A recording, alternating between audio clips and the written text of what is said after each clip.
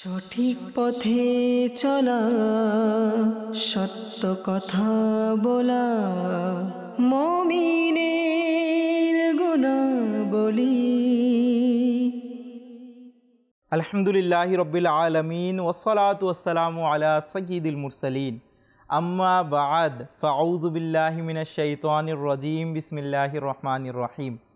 আসসালাতু ওয়াসসালামু আলাইকা ইয়া রাসূলাল্লাহ, আসসালাতু ওয়াসসালামু আলাইকা ইয়া হাবিবাল্লাহ, আসসালাতু ওয়াসসালামু আলাইকা ইয়া নবিয়াল্লাহ ওয়া আলা আলিকা ওয়া সাহাবিকা ইয়া নূরাল্লাহ। মদিনী চ্যানেলের দর্শক শ্রোতা, দুরূদ শরীফের অসংখ্য অগণিত ফজিলত রয়েছে, যার মধ্যে হতে একটি ফজিলত হচ্ছে নবী করিম রউফুর রহিম সাল্লাল্লাহু তাআলা আলাইহি ওয়া আলিহি ওয়াসাল্লাম ইরশাদ করেন, মান সাল্লা আলাইয়া ফি ইয়াউমিন 50 মাররাতান সাফাহতুহু ইয়াউমাল কিয়ামা।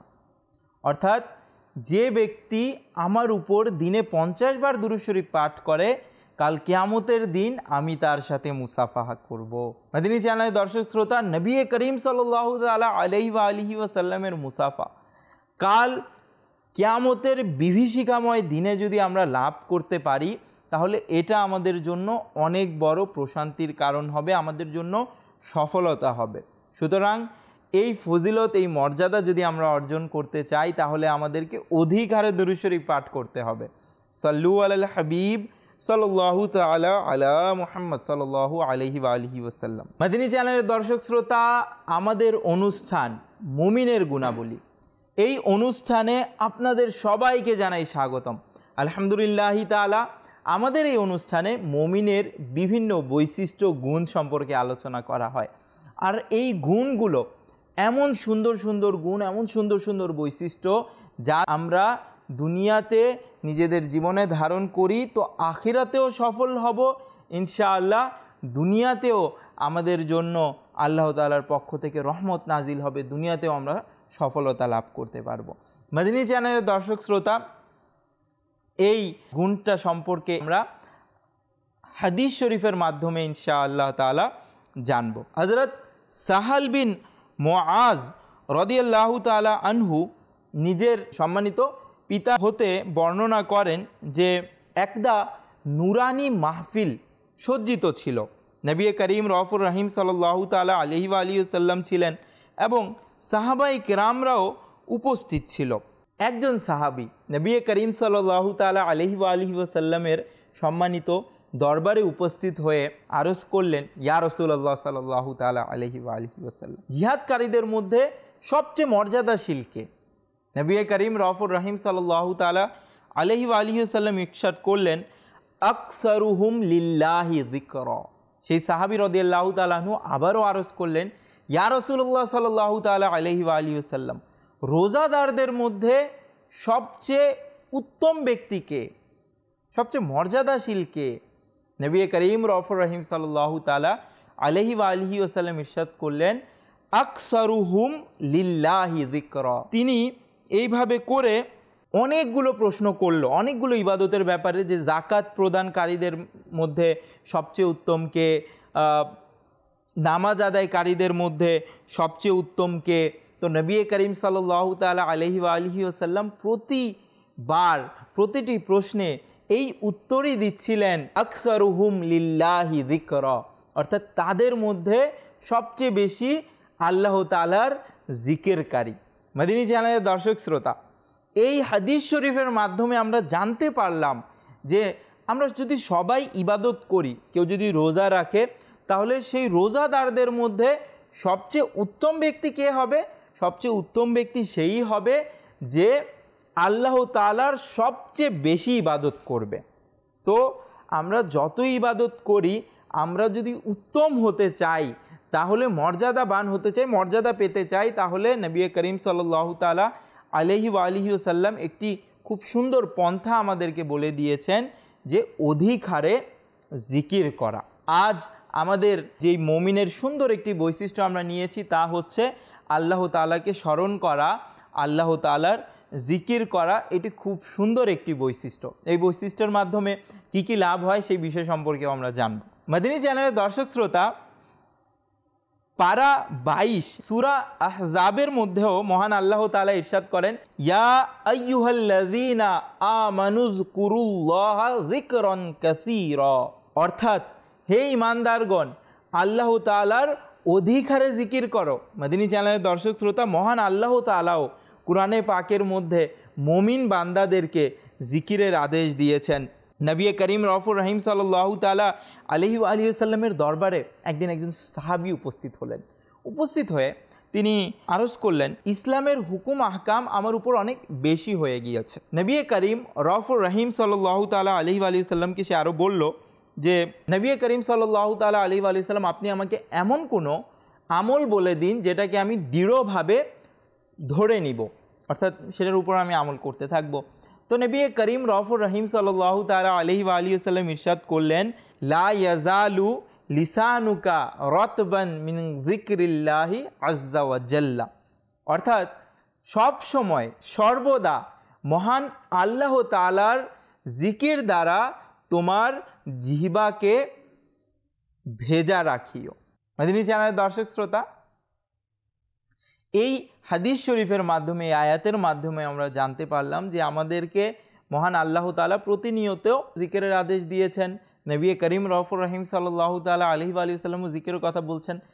সাহাবী রাদিয়াল্লাহু তাআলা আনহু যে এখানে প্রশ্ন করেছেন, সেই ব্যাপারে মুহাদ্দিস ইরশাদ করেন এই হাদিসের ব্যাখ্যায় যে সম্ভবত সাহাবী রাদিয়াল্লাহু তাআলা আনহু নফল ইবাদতগুলোর ব্যাপারে জিজ্ঞেস করেছেন, যে নফল ইবাদত তো অনেকগুলো, আমি কোন একটা আমলকে যে আমার জন্য বেশি উত্তম হবে সেটাকে যেন আমি মজবুতির সাথে আমল করতে থাকি।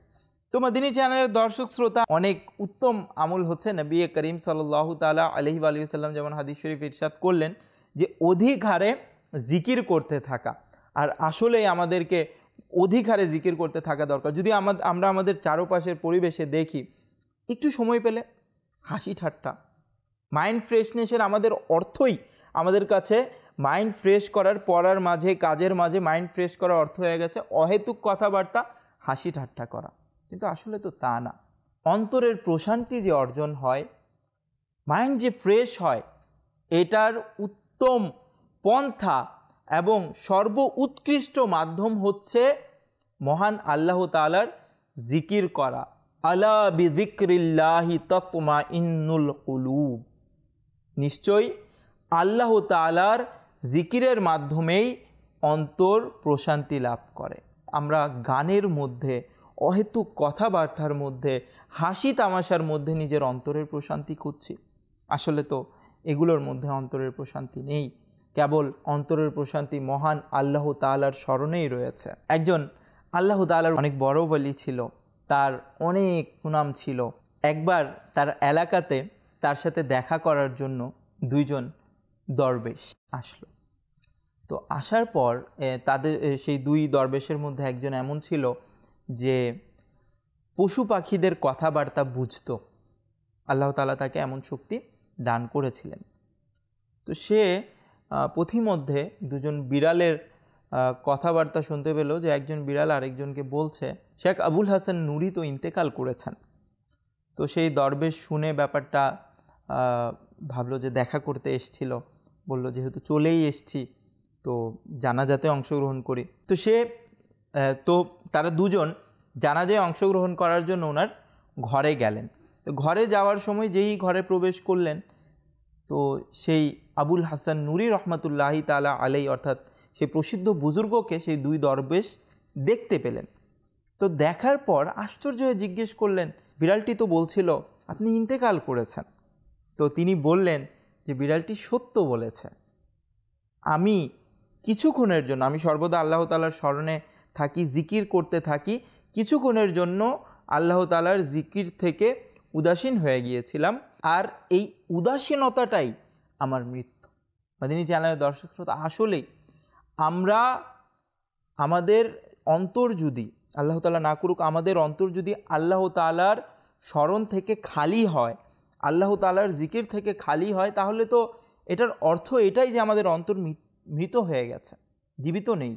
মাদিনী চ্যানেলের দর্শক শ্রোতা, প্রকৃত পক্ষে জীবিত তো তারাই যারা আল্লাহ তাআলার স্মরণে থাকে, যারা আল্লাহ তাআলার জিকির করতে থাকে।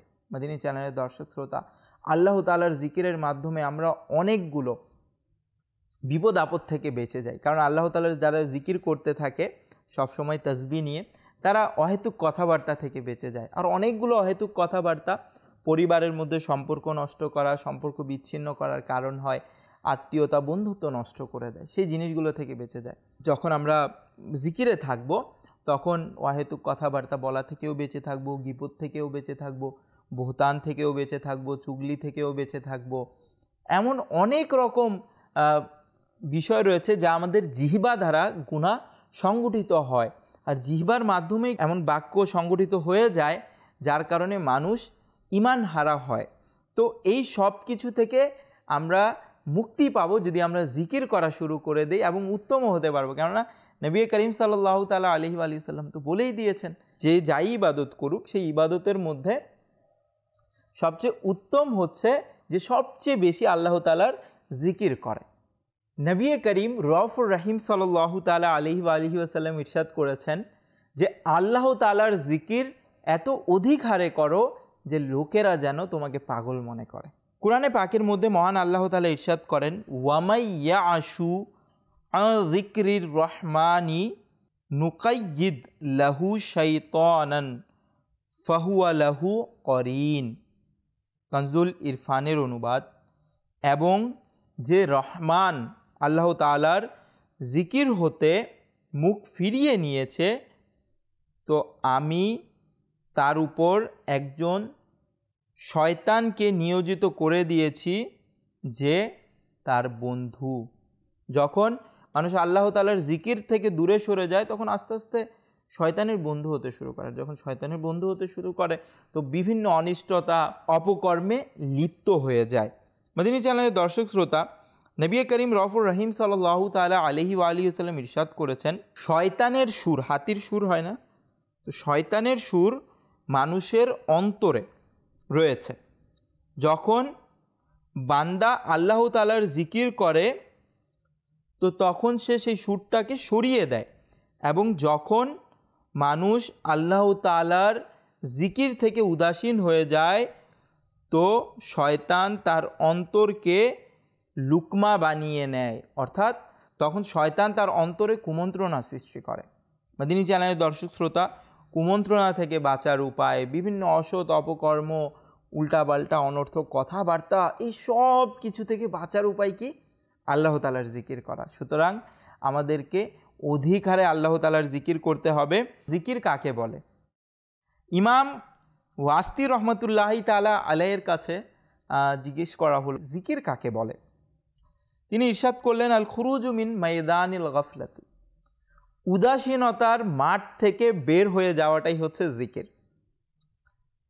যেমন একজন ব্যক্তি কোনো গুনাহে ব্যস্ত রয়েছে, হঠাৎ তার অন্তরে খেয়াল আসলো যে আমাকে তো একদিন মরতে হবে, আল্লাহ তাআলার কাছে জবাব দিতে হবে, আল্লাহ তাআলার দরবারে উপস্থিত হতে হবে, আর সে সেই গুনাহ তৎক্ষণাৎ পরিত্যাগ করলো। তাহলে এটাই আল্লাহ তাআলার স্মরণে চলে যাওয়া আর উদাসীনতা থেকে বেরিয়ে আসা। তা আমরা কি জানতে পারলাম জিকির কাকে বলে? জিকির হচ্ছে আল খুরুজু মিন মাইদানিল গাফলাতি, অর্থাৎ উদাসীনতার মাঠ থেকে বেরিয়ে আসাটাই জিকির। সুতরাং আমাদেরকে খেয়াল রাখতে হবে আমরা যেন অপকর্ম, খারাপ কাজ, আল্লাহ তাআলার অবদ্ধতাতে লিপ্ত না হই, এবং সব সময় সর্বদা আল্লাহ তাআলার জিকির করি।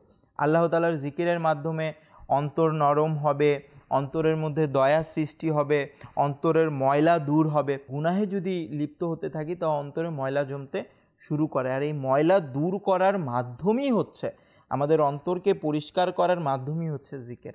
সুতরাং বেশি বেশি করে যেন আমরা জিকির করি, তো ইনশাআল্লাহ আমরা অধিক হারে জিকির করব, এবং এই গুণটা নিজেদের জীবনে বাস্তবায়নের মাধ্যমে নিজেকে প্রকৃত মুমিন হিসেবে ইনশাআল্লাহ সাব্যস্ত করব ইনশাআল্লাহ তাআলা। আমরা যা শুনেছি আল্লাহ তাআলা আমাদের তার উপর আমল করার তৌফিক দান করুক। আল্লাহ তাআলা আমাদেরকে অধিক হারে আল্লাহ তাআলার জিকির করার তৌফিক দান করুক। আমাদেরকে আল্লাহ তাআলা উদাসীনতা থেকে বাঁচিয়ে রাখুক, আমাদের অন্তরকে নরম করে দিক।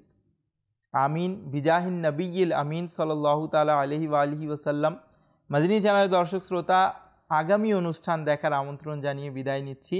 সাল্লু আলাল হাবিব সাল্লাল্লাহু তাআলা আলা মুহাম্মদ সাল্লাল্লাহু আলাইহি ওয়া আলিহি। সঠিক পথে চলা, সত্য কথা বলা, মুমিনের গুণাবলী।